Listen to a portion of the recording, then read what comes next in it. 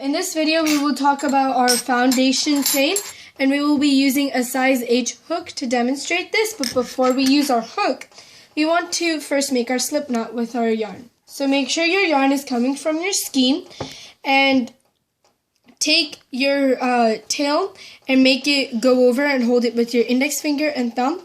Wrap it around your finger once, twice, so you have 2 loops. And you want to take the first loop that you made, bring it over the second loop, so you have the loop right here, and then take the second loop that you made and bring it over completely. So the second loop is on the bottom and it looks like this. And then it looks like that on the top. So basically hold the 2 points like the tail and then the yarn coming from the skein and pull on your loop to tighten it. And one last point before we actually start crocheting. If your hook is really big, if your loop is really big, you want to tighten it, and in order to tighten, you want to pull on the tail that we have right here. So pull, and in order to demonstrate making a loop larger, I'm going to use my hook, and you want to pull on the yarn coming from the skein. So now we will begin chaining. And so what you want to do is make your hand into a gun formation. This is the easiest way to explain it to you. So what I do, I actually don't use all 3 of my fingers for this. I show it with 3 of my fingers, but then I end up using my middle finger for something else. So you want to grab it with these 3 fingers, and you'll have a gun, right? So take your index finger right here and wrap it around the yarn. All the yarn that we're using is coming from the skein. So wrap it around and bring your index finger underneath. And so you'll have this nice kind of tail kind of thing, or not really tail, but on your finger. And with this, you want to be holding the yarn, the tail, with your thumb and middle finger. This is what I use my middle finger for. And I always hold it on the knot, because if I hold it down here, then there's chances of me pulling on it and tightening it, and I don't want to do that.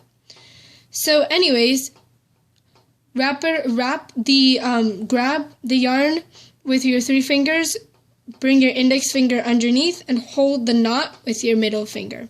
So the next step is something called yarn over, which is basically just taking the yarn and putting it over the hook.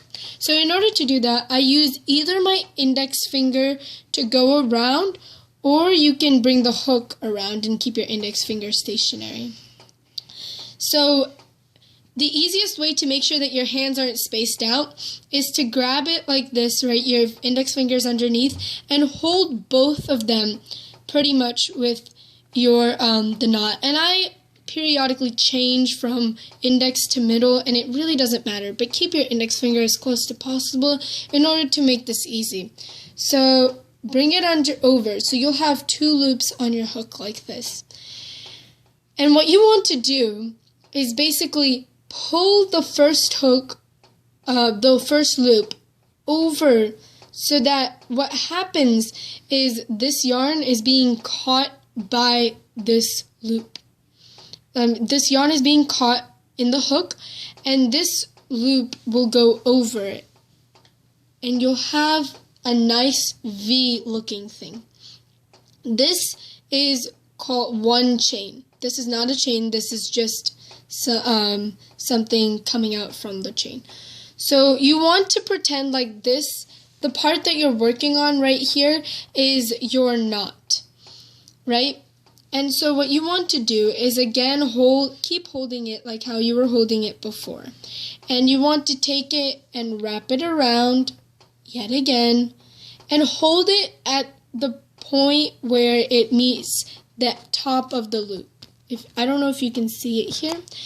And so you want it, again, the yarn that's coming from the skein to get caught, and you want to bring it over. And you want to continue that a lot until you have a decent amount of chains. So I have a few chains here, and let's continue chaining. So your yarn will be caught by the hook and you will go over again and again quite a few times. And it's okay if your chains aren't perfect like mine. I've been crocheting for a while now, so I can make mine look very nice. But the only thing is, you don't want your chains to turn like this and have you don't want some of them to be in the front and some of them to be in the back. Try your best to make it perfect, but it's okay if it's not. So continue chaining until you have for our first pattern, we'll have about 20-ish chains. I haven't counted mine, but basically in order to count a chain, you want to count the V's right here. So this is 1, right here. This is 1, 2, 3, 4, 5, 6, 7, 8, 9, 10, 11, 12, 13, 14. So we have about 14 right here. I'm going to make 20 for this demonstration. So 14, now this is 15, 16, 17, 18, 19, 20. Okay. And if you pause, what happens is your chains tend to look a little different. Like if you look carefully, there's a kind of a bend right here. And so that's it for foundation chains. Thank you all for watching.